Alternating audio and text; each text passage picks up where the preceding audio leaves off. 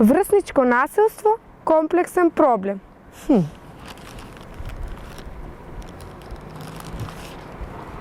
Бесплатен превоз за празникот.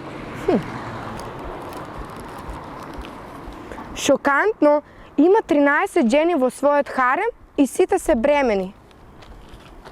Иако нема потврда дека тоа се негови жени, се претпоставува дека сите се бремени.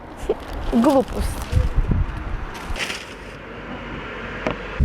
Избегнувајте вести со бомбастични наслови, бидејќи во суштина ништо не е вистина, туку обично е за зголемување на тираж, посета и читаност.